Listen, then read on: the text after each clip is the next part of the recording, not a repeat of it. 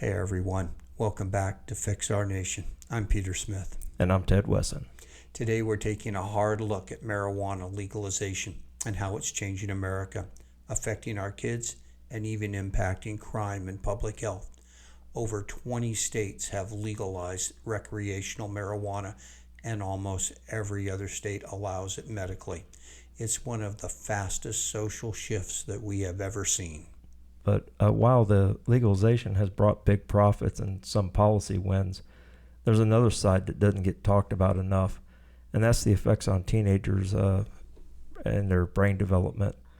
The criminal market and growing evidence that many of the cartel-run grow houses, which are the illegal side of it, are using banned pesticides. I believe it was Shasta, California. The sheriff has multiple videos out showing packaging they have found with Chinese writing on it that they had no idea what it was, and then they translated it and found out there was all these pesticides that had been banned for use in the USA many decades ago.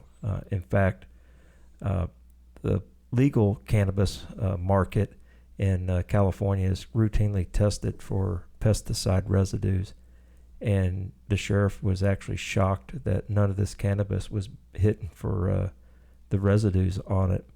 And then he dug in a little deeper and found out the reason why is because the state of California just stopped testing for those pesticides because they had been banned from use from so many decades ago.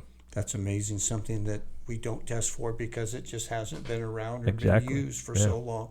So let's dig into the science and the numbers and find out what they really say. Well, let's start with the money side of it. The legal cannabis market is a multi-billion-dollar business now. The legal cannabis sales as of 2022 have hit about $25 billion. That's a billion with a B. In the states like Colorado, they brought in over $2 billion, again with a B, since legalization and tax revenue. And that money is helping those communities. It's funding schools, healthcare, infrastructure. On paper, it looks like a win. But while adults profit, teen marijuana use and other hidden costs have been creeping up, and those are the costs that we're talking about today. Yes, one of the big ones is the teenage brain is still, wiring all its connections up to about age 25, and those connections are the ones that control judgment, memory, and decision-making skills. Yes, and it's THC. THC is the active chemical in marijuana, and it can interfere with that process. The National Institute on Drug Abuse and other studies show frequent adolescent use can affect the brain connectivity and affect learning, impulse control, and memory. Right, yeah.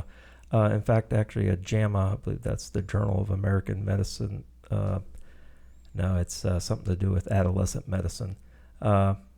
I'll put a link in the description below, found that the structural changes in teenage use and long-term research showed heavy teen use linked to an average of 8 IQ point drop by adulthood. And the mental health risks are anxiety, depression, and the risk of psychosis are tied to early and frequent use.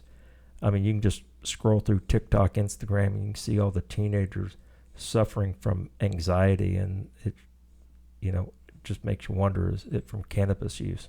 Yes, there are also direct public health costs, more emergency visits and accidental exposure, treatment costs for adolescents, and those can run from hundreds of dollars to thousands of dollars for just a single outpatient episode. Yeah, well, one thing that's really scary is, I've read of instances where small children have gotten a hold of THC gummies and taken so many of them that they've basically overdosed on THC.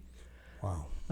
But, you have the cognitive problem that the teens that regularly use it do worse in school, and they have a higher dropout rate, which leads to monetary problems later in life because they don't have good education, and they're less likely to go to college. Doctors sometimes call this anti-motivational syndrome.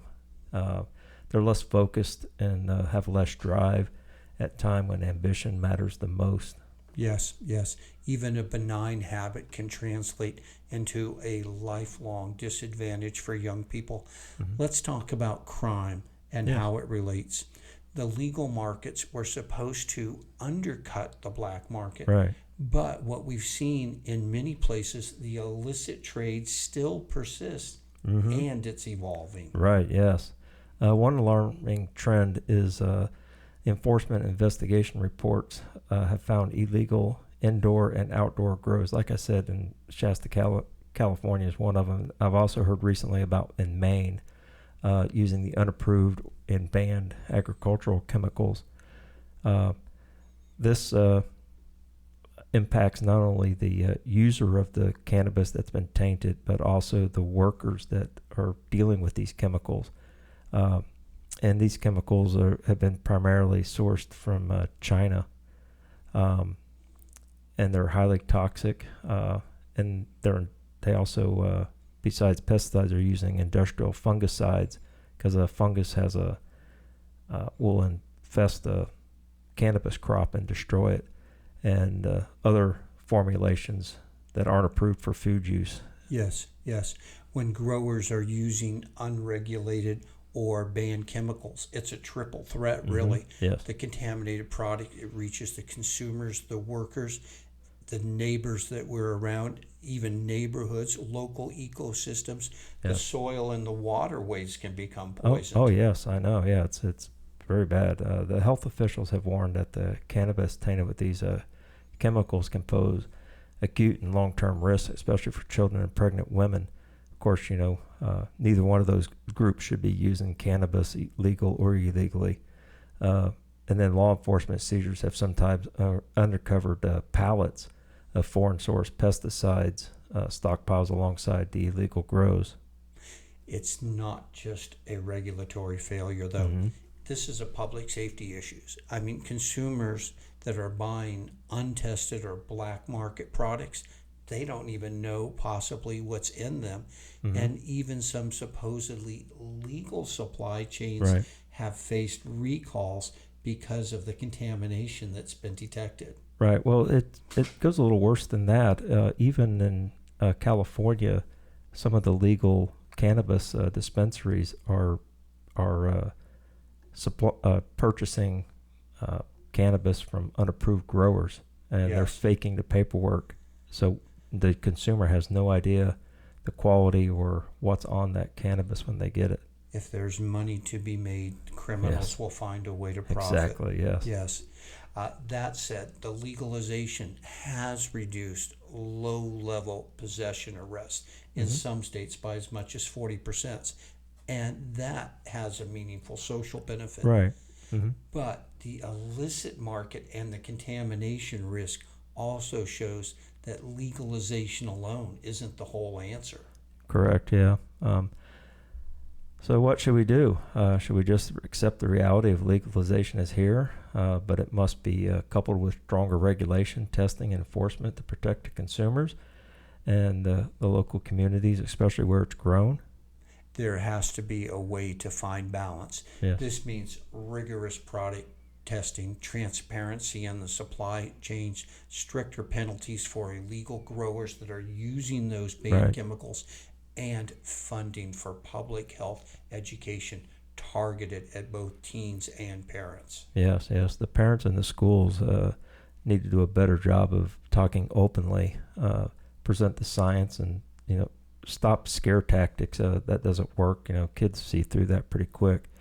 And the regulators should crack down on the illegal growers that endanger the public health and the local environments. Apparently, parts of Shasta County are pretty much ruined from these pesticide runoffs. Yes, if we're going to fix our nation, folks, it's going to start with smart policy, a policy that's going to balance adult freedom with prevention and protection for young people. Yeah. So, folks, that's the real story. Legalization has brought money and it's brought change. And it's also brought new risk to teen brains, public health, to the community safety, especially when illegal growers cut corners. Exactly, yeah. If you've seen evidence of illegal grows or contamination near where you live, share what you've seen in the comments below. And if you have sources or reports, post them so viewers and researchers can follow up on this information. You know, again, legal adults should be allowed to do what they want as long as they're not harming somebody else. But these illegal growers are causing an ecological disaster in a lot of areas. Folks, don't forget to like this video and subscribe to Fix Our Nation. We'll keep digging into the facts so you can make informed choices. Until next time, stay informed, stay engaged, and let's keep working to fix our nation.